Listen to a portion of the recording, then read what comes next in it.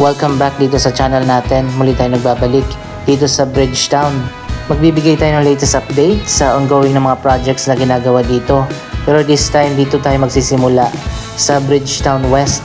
Andito ako ngayon sa may Rosario Bridge para sa ibang angle naman ng Bridgetown para makita nyo naman kung ano ang itsura ng development na ito mula sa outside. Ayan, makikita naman natin yung bridge na nagdudugtong sa dalawang bahagi ng Bridgetown.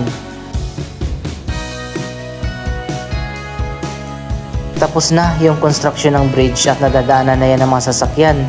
Yung ginagawa na lang ngayon dyan, yung design na nasa gilid ng tulay.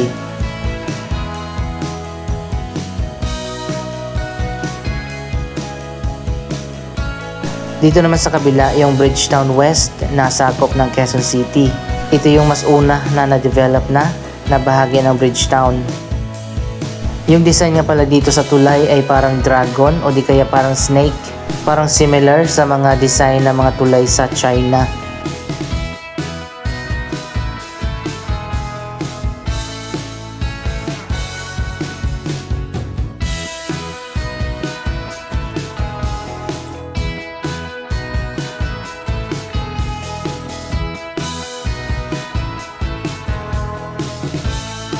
Dito naman sa kabila sa Bridgetown East, kasalukuyan pang ginagawa yung iba't ibang mga proyekto. Naitayo na dyan ang The Victor Statue, ang pinakabagong landmark at tourist attraction dito sa Bridgetown, at ang dalawang high-rise residential condominium.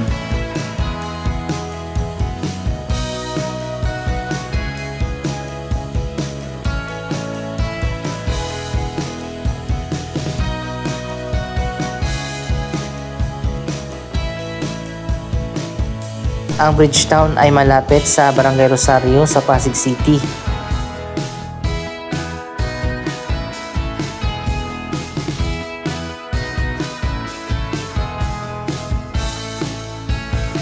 Dito sa kabila sa Bridgetown East ang mas malawak na area kung saan magkakaroon ng iba't ibang mga developments. Kabilang na nga dyan yung Cirrus Residences at ang Villares Residences, mga luxury residential condominium na tinatayo na. Yung nasa likod naman, nasa background, ang Park Links, isang development ng Ayala. Ayan, makikita natin yung Park Links Bridge, yung may arko, at ang Park Links North at South Tower. Yung cluster naman ng mga building na nandun sa likod, yan naman yung Eastwood City.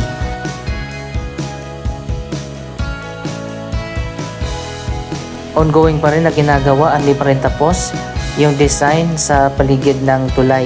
Kapag dito ka pala sa malayo, para siyang snake o di kaya dragon. Pero kapag nandun ka sa malapit, para siyang skeleton.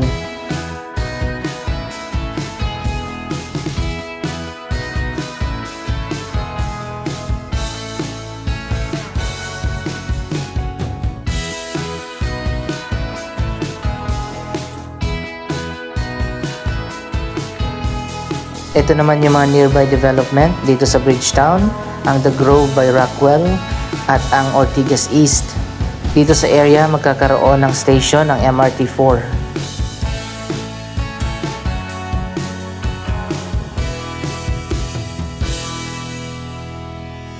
Andito na tayo sa Bridgetown West.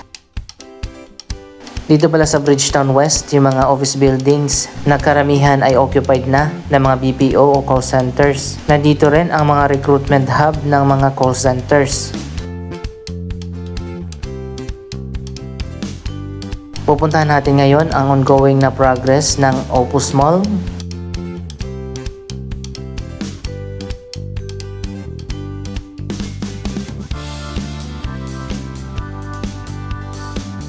Ito na ngayon ang latest progress ng bagong 5-star hotel na connected sa Opus Mall, ang Philly Hotel.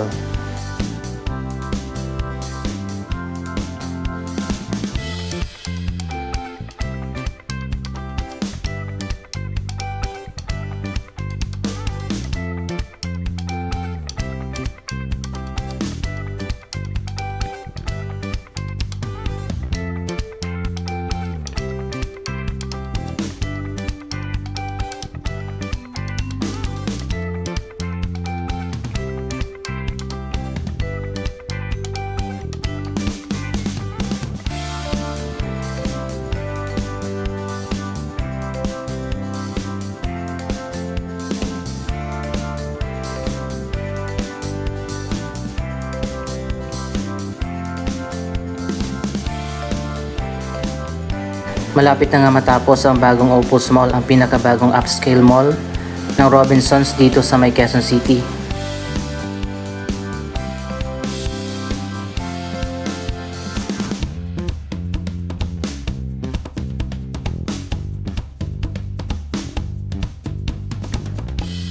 Malawak din yung bagong mall na ito na merong 5 floors.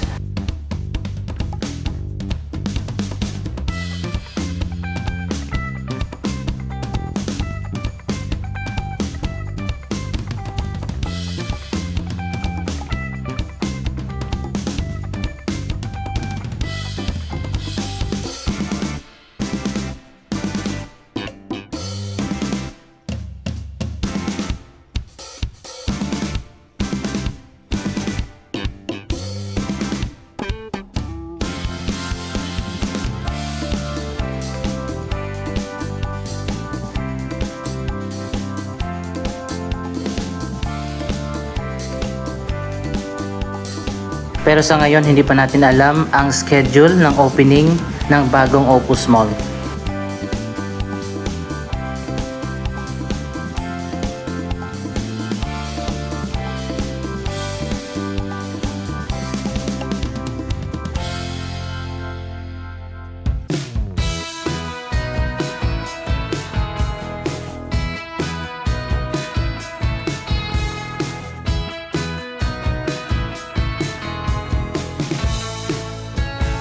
Mapapansin naman natin na kakaiba din yung design ng bagong Opus Mall. Mas maganda siguro yan sa loob.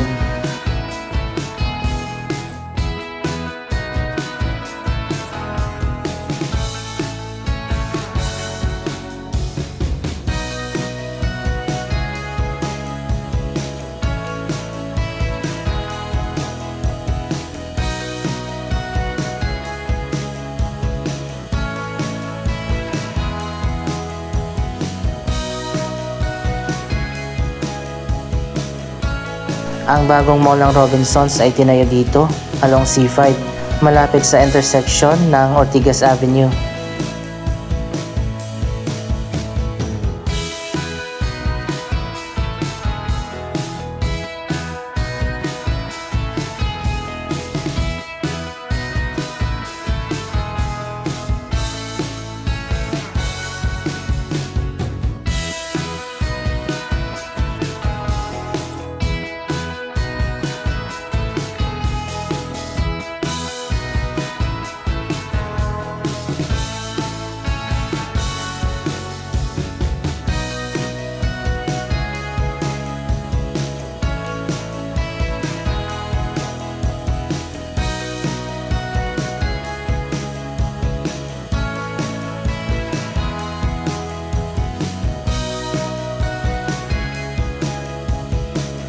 Katabi naman ng bagong Opus Mall ang dalawang office building, ang GBF Tower 1 at Tower 2.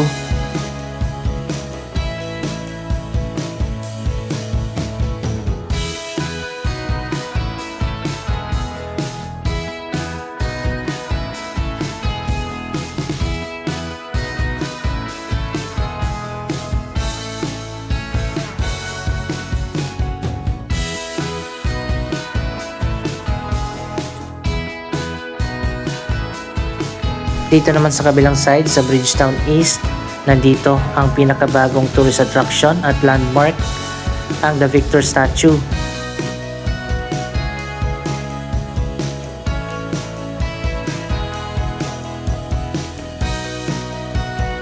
$60 meters high ang taas ng pinakabagong lighting art installation. Mas mataas pa daw ito sa Statue of Liberty sa New York, isang kilalang landmark.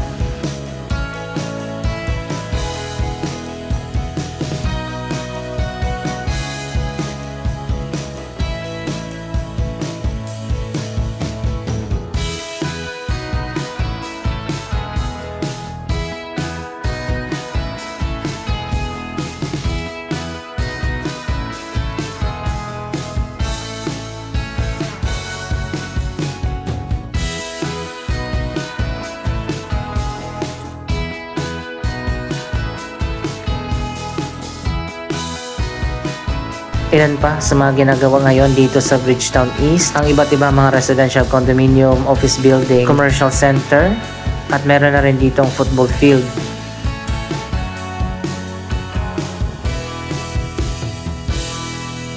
Abangan na lang natin ang opening ng Opus Mall. Siguro by December, tapos na ang bagong mall na yan. Anong masasabi nyo sa mga latest na development dito sa Bridgetown? Mag-comment lamang dyan sa baba ng inyong mga reaksyon. Maraming salamat sa inyong panonood. Don't forget to like, share, comment, at subscribe. Thank you for watching!